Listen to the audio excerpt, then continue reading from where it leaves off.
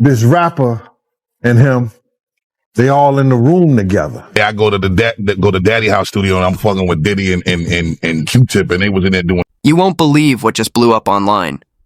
Hip-hop legend Busta Rhymes was caught on camera reacting in real time as Diddy's male dancers hit the stage. And let's just say, he didn't hold back.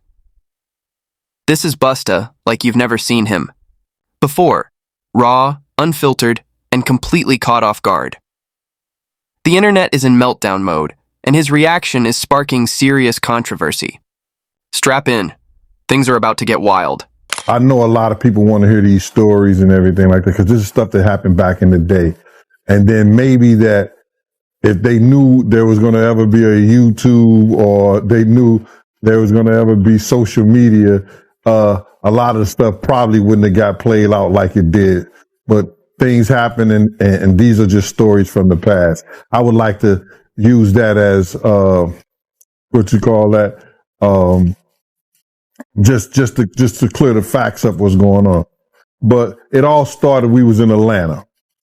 And this story starts when I'm with Puff and he's in the exotic bookstores and he's doing shopping, right? He's shopping, getting his stuff and everything like that. So, you know, this is the first time I was ever in an exotic bookstore with Puff. So, you know, I'm giving him his space. He's taking things off the shelves and stuff like that because they gave him a brown paper bag. When they gave him a brown paper bag, he was just putting stuff in there. So I said, damn, you know, he got to go put it on the counter and, you know, show everybody what he's getting. So as he's going, I'm just looking at the places where he's picking stuff from. So there's one part he picked up some things from up here on my left side. And then he picked like quite a few of them down. I'm like, okay. He put them in the bag. So when I went by there and I looked up there and it said butt plugs. And I was like, hey, yo, I was messing with him because people don't understand, you know, we was like friends. He was a part of the same gang. So I'm still going to tease him. I'm still going to mess with him and everything like that. I could do that. It wasn't just no security thing. So I say, yo, what are you getting this for? And it said butt plugs. And he was like, yo, can I do my shopping by myself? I said, yeah, you could do it by yourself, brother. And he started walking and everything like that. When he got to, I just waited at the counter. When he got to the counter, he didn't even have to show the guy nothing. He just gave the guy a wad of money. I mean, like he gave the guy a stack, something like this. And Puff wasn't the dude that carried no 20s and no 50s and nothing like that. And I mean, like, he just said, boom. And we walked out the store. So we had to leave Atlanta and go to North Carolina for a show. You understand? And it was him, this rapper, Sarah, and this other girl. We all got on a G5 jet, and we flew to G4 jet, and we flew to North Carolina. This video has the internet in a chokehold. Busta Rhymes, usually the cool, collected veteran, was thrown into visible chaos when Diddy's male dancers hit the floor. One moment, he's laid back. The next, he's squirming in his seat, looking like he'd teleport out if he could. His face says it all. Darting eyes, nervous sweat, and expressions that instantly became meme gold. The crowd might have missed it, but the internet didn't. Frame-by-frame breakdowns, zoom-ins, and commentary are flooding timelines like it's a courtroom trial. Busta didn't say a word, but his silence spoke volumes. Fans can't get enough of the moment that shook even a hip-hop legend.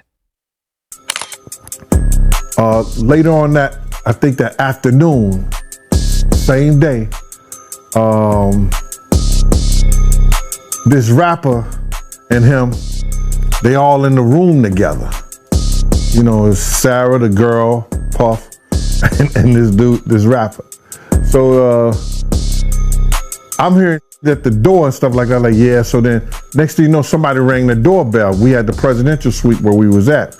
So I opened the door and the dude said, yo, I'm here for my cousin. I said, who your cousin? And he said, Ja Rule. I said, well, he busy right now.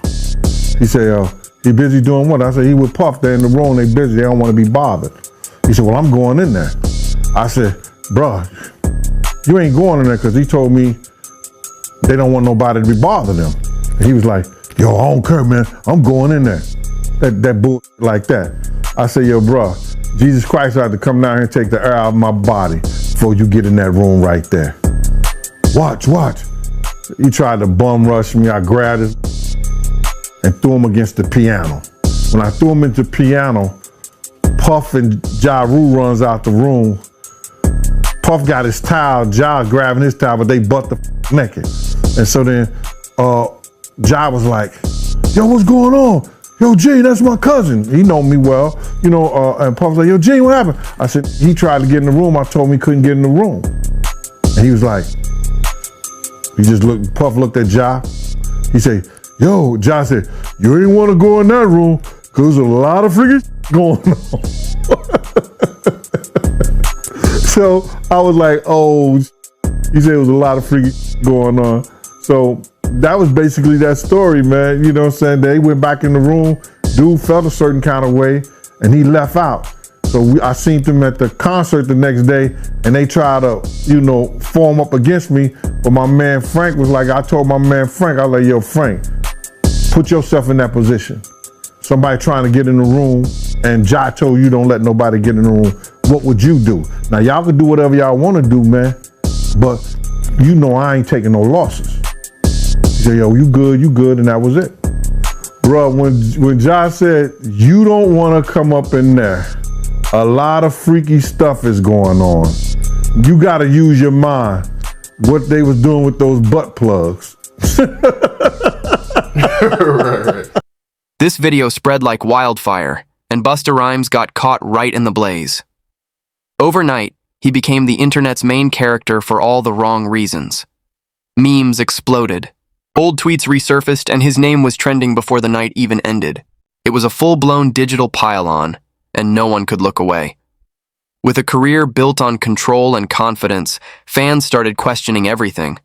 And just when it seemed like he might stay silent, Busta clapped back, and it wasn't pretty. That clip didn't just go viral. It flipped his whole image in an instant.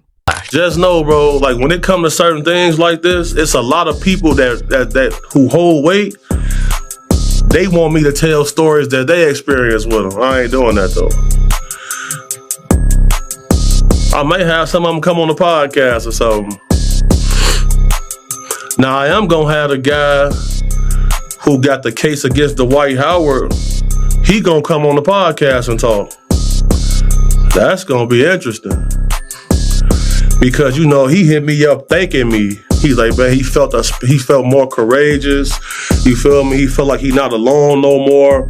Because, he speak about dude like he a monster. You know what I'm saying? He showed me like the threats he was receiving and things like that from him.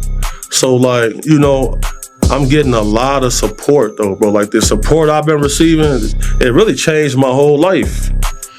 Cause like working this job, bro, like it eat away at your soul, bro. Like, you know what I'm saying? Cause you can't really date like that. You feel me? And then you gotta keep so much a secret. You know what I'm saying? And like normal ladies feel insecure because you always around these models, these ladies who got all this surgery. They feel insecure about that. And it's like, most ladies barely met a man they can really trust. So like when you live in this lifestyle, bro, it's a lonely path, bro. You feel me? That's why I be so thankful for my family, like my mom, my brother, my homie Unknown, dude got like my brothers, you feel me? Like my members. You need that because like, bro, so many people was shocked at some of the things I was saying, but it's a lot of people who quietly in my inbox thanking me for speaking out about certain things. So you feel me? Like a lot of abuse victims are reaching out to me. You feel me? Buying shirts, bro, just sending me like I'll get like a $5, like a random $5 Apple Pay. Thank you for speaking out and all this type of stuff. I'm like, damn. Okay.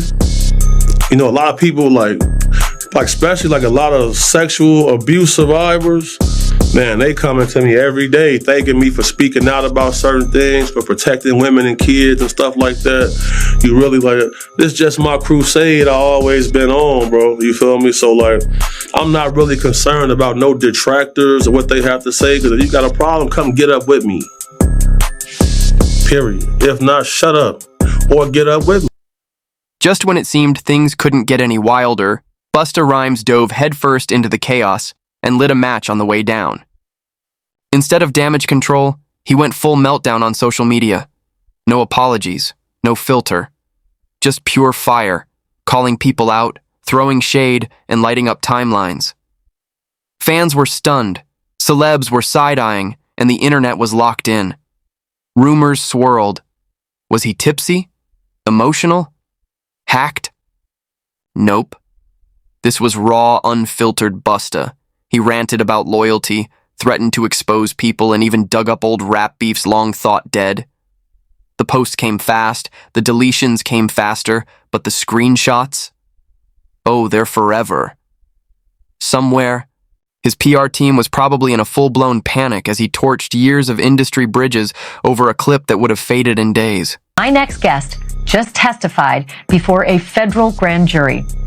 He says he was in possession of a trove of digital evidence from Diddy's freak-offs and parties. His name is Courtney Burgess, and he says a friend gave him 11 flash drives that belonged to the late Kim Porter. A friend? And if you follow this story, you'll know that Kim Porter is Diddy's ex-girlfriend and the mother of 4 of his kids. On those drives, the witness says 8 videos featured 8 celebrities at Diddy freak-offs or parties, and that 6 were males, 2 were females. The drive also included a manuscript of an alleged Kim Porter memoir, a memoir that her 4 kids insist is fake. Courtney Burgess told his story on a podcast before he told the grand jury today, and after he told the grand jury, and I mean immediately after, he booked it over to my set, and he and his attorney talked to me. I should tell you that he was very limited in how much detail he could go into about his testimony. And because the 8 people in the videos, the 8 celebrities in the videos were allegedly victims of sex crimes, we know who they are, but we will not be naming them, famous or not. Here now is my conversation with Courtney Burgess and Ariel. He said, like a friend gave him this. And literally he's saying, we can see who these celebrities are. So in my mind, I'm just saying to myself, like,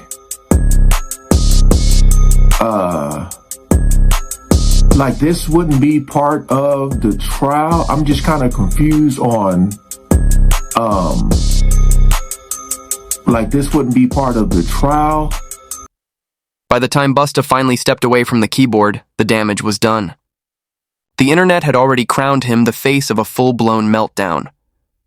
What started as an awkward moment spiraled into a PR disaster, with memes, jokes, and trending hashtags dismantling his reputation in real time. Fans were disheartened.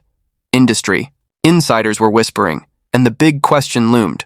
Was this the beginning of the end? Instead of diffusing the situation, Busta doused it in gasoline, turning a minor scandal into a full-scale firestorm. Now, the only thing left to ask is, can he recover from this, or did he just torch his legacy for good? If so, how long ago? Right, so me personally, I definitely seen it coming. 2013 was when I really first started speaking out about this, because he was booked to host an event in Chicago at a nightclub called The Vibe on 1534 North Kingsbury. I was head of security at this venue, and whenever celebrities would come through, the owner and the general manager, shout out PJ Khan and shout out Joey Vartanian, they would send me with celebrities after the club. So I ended up at one of his events, and a gentleman I used to work for, his name was David Arrington. He used to not work for, work with. He was a security like me, big, strong, intimidating dude. On to find out, he was double dipping. You feel me? He was getting hired as a sex worker, and when I got to the event, he was there. And as a bodyguard, or no, he was there as a performer. Right. So that gentleman's incarcerated right now. He ended up killing his boyfriend. Stealing his car, all type of stuff. So he crashed out. So that's how I ended up even knowing about this type of stuff. So, and when I got to the party, all the waitresses was topless. They had You're the second person to say that. Yeah, that's okay. Yeah, everybody, the waitresses was topless. They had dancers in cages, naked. I seen a few people had lions on leashes and stuff like that. You feel me? And then, once they came out to collect everybody's phones, that's when I said, I'm going to the car. Y'all got it. Because I seen the Diddy guy holding hands with two vampire-looking dudes, like they was off Twilight. You feel me? So if you ever at a celebrity party, you see street dudes kicking it, the females, when you see the vampires come in, somebody case getting touched. You better be on point, bro. Oh no. Do you feel like you have the spirit of discernment to know when you see a man or a woman that know they on some like you said, the guy you was working with was a whole sex worker, and I was suspicious of him. Okay, for sure. Any person who worked private security at a high level, I get this from my mom, the spirit of discernment. That's something she always said, exact words. So salute to you. And